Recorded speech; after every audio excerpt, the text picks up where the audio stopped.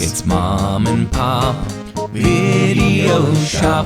Welcome back to the Mom and Pop Video Shop. I am Tyson. I am Joel, and it is Friday night, and it's cooling down in, oh God, 1990. You're horrible at promoting this. I am.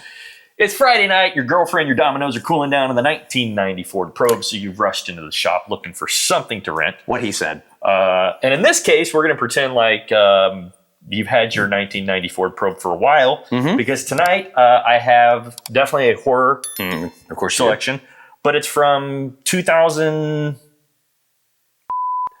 2000. That's my favorite year. No, 2001, I think. Okay. I mentioned Space Odyssey. No, I don't know, but I mentioned this the other day because who knows? We might cover more of this particular director's work in the near future. Okay. Directed by Neil Marshall.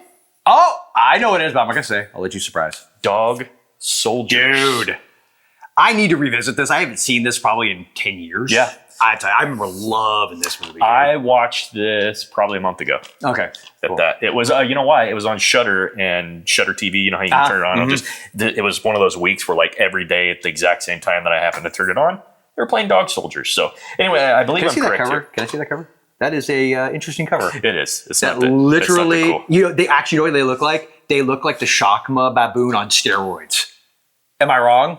Tell me I'm wrong. Tell me in the comments. They do kind of look They look like the Shakma baboon on like steroids. Hey, speaking of Shakma baboons, I'll promote it later. Oh yeah. I don't know. Could you smell it? I've been leaving it. Sometimes I come out here, man, it really hits me. If it heats up, it'll throw a scent. So 2001, I was correct. I'll read from the back of the DVD box, and then we'll talk about Dog Soldiers. Cool. One of the most explosive and purely enjoyable horror debuts since The Evil Dead, according to Total Film.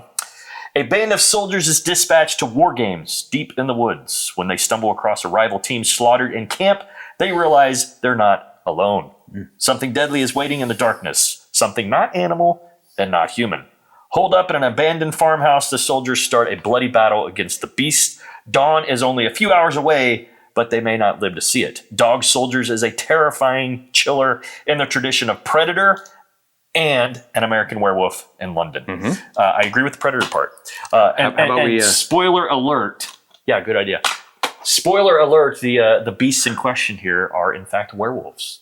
So What? Yeah. If you're in search of a good werewolf flick, Yeah, man. Dog Soldiers is awesome. It's awesome because for the time anyway, it wasn't your typical werewolf, your typical werewolf movie. And it switches gears much like Predator did, where it starts out, you think you're watching like a full-on action flick, and then it turns into horror, which I've always loved about Predator. Dog Soldiers has that beat.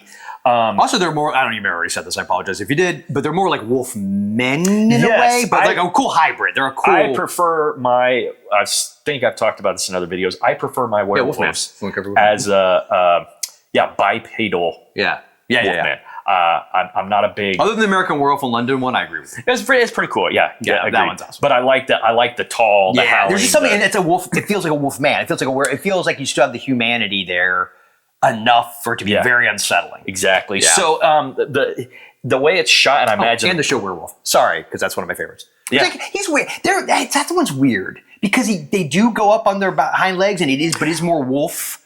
But it's not. Yeah, but it's not like, it doesn't look like a gray wolf. that I don't like. I mean, I love the movie Wolfen and some other movies like that, but I don't like when they just use like a regular wolf. Or like the movie Wolf, which I also love, which is, it's a wolf. That happened.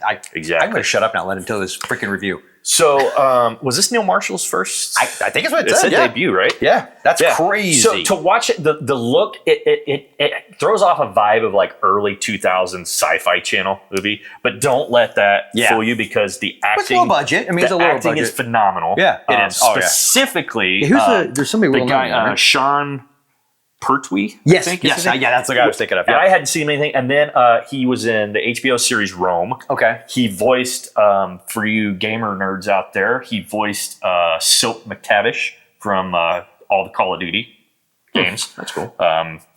And I recognize him from something else. Kevin McKidd, Liam Cunningham. I know the Kevin McKidd. Lots of British and specifically, I think, Scottish actors. In this.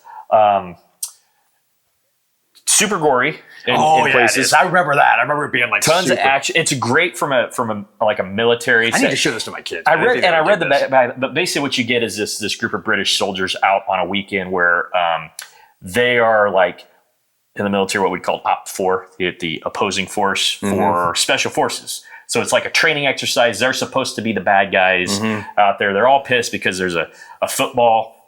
Us Americans call it soccer, but there's a big game on that they all want to watch. They want to be drinking at the pub. I've watched all seasons of Ted Lasso now, so I am used to calling it football. The point is, though, this group of guys, they don't want to be out in the rainy ass, Scottish countryside doing training exercise. Ever. Exactly. So they come across the special forces camp, and spoiler alert, there's been some carnage at this camp. And then let's just say that they swap out their training ammunition, dummy rounds for live ammo, and then from there it turns into a straight horror survival flick, and it's pretty badass. Yeah. I can't remember the guy that plays the I don't want to call him the bad guy, but the commanding officer of the special forces group. You know, you always have to have the human. A story like this, like whether it's Alien or you have to have like that character. He's the Carter Burt douchebag. Character. Yes, but. So I didn't see this in 2001 when it came out. It was probably 2010-ish. Okay. Definitely flew under the radar. Rented it. I didn't get to see it in the theater. I didn't rent it. I was talking to somebody. We were talking werewolf movies. Like, have you ever seen Dog Soldiers? I'm like, no. They're like, check this out. Yeah. And gave me a copy. And it was like, where has this been the last 10 years of my life, too? So I'm thinking now it's probably got a little bit of a cult following. And if you're watching this channel, came out 2001? I think so, God, dude, that means I probably hadn't seen it in good God, 20 years? Because I think I think I rented it right after it came out, and I liked it, and I probably watched it at least one other time. But I don't know that I've seen it since then. It's dang, dude. It's really, it's tight, and when you're on a budget, it gets. You can tell that whatever the budget was, most of it went to, I would imagine, the effects. And I have it as well. So you hire good. Yeah. You hire people that can freaking. Well, that's what the whole the Terrifier movies, regardless of how one feels about them. Yeah. You could tell that especially that first movie too, low budget, but they put it.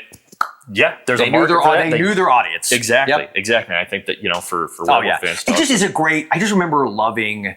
First of all, I love that military guys caught in a situation that's just crazy, Well, and just like the best war movies, that Band of Brothers. Yeah. Get that with them, it is brutal. I remember that's why obviously not everybody's going to make it out of this, and you get that genuine when your brother falls in combat type thing. It just so happened, and that's what it is. It's a damn war picture, just like Predator was. Werewolves. Only it's werewolves. Awesome. Exactly. Yeah, and it's such a cool idea. But it's funny how 20 plus years, and I do remember how brutal some of the kills are. And I remember being because it's daylight, right? It's mostly a daylight picture. I feel like there's a lot of horror in the daylight. There's a lot of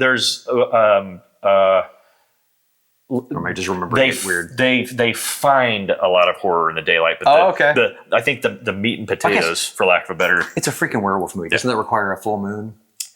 No, you know what though? I don't know that it did. That's what I'm saying. I don't remember if it did or not. There's something else going on. I don't think it's. Don't give it away. Moony. Yeah. Okay, because it's apparently been so long. I don't even remember the full context of all that. So it'll be. I remember pieces of it. No pun intended. But I just need to revisit the whole thing because if you're a student of film and you appreciate filmmaking and budget filmmaking, man, this is it's a master class. But it's super enjoyable. It's a great movie in its own right. But if you just want to kind of pick apart and say, hey, I got basically one location to shoot a movie, and I've hired some really good actors. Here's what you can do with it. So I highly recommend Dog Soldiers. If you haven't. And how many tapes? How many? Just I'll go 4. It's purely from memory. I'll say 4 because I have no doubt if I revisit it, it's going to at least be a 4, if not a 5. As I know, my sense memory of it is how much I loved it. I remember loving it. Now, I haven't watched it in 20 years. I have no excuse. I'm just saying. I just remember loving it. So I'll give it a 4, but it could be a 5 for me. Yeah, it's fantastic. And I'll leave it till we do the our love of, because I got a feeling what you may pick, because I'm not going to mention any other work. But chances are this might have slipped by some folks. Again, 10 years ago, I think it definitely would have. But let us know if you've seen Dog Soldiers, if you dig it.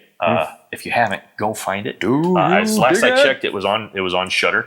Nice. So if you're a Shudder subscriber, you can check it out there. And then also, please let us know if there are any other badass werewolf movies that might have slipped past our radar, because that's one of my favorite. There's a lot of werewolf movies, but movie monsters. But it's weird. There aren't a lot of great. That's what I mean.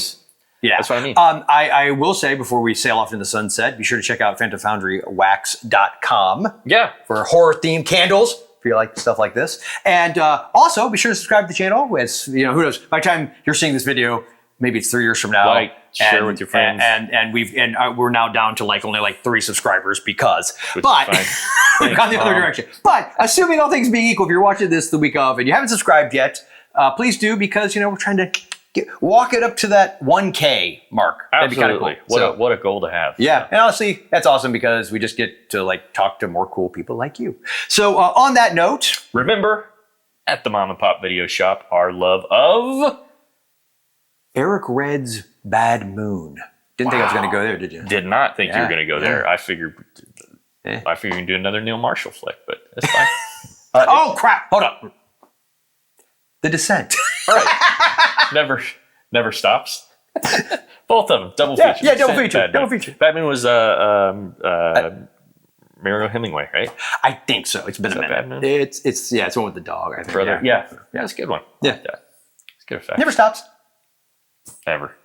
Mom and Pop's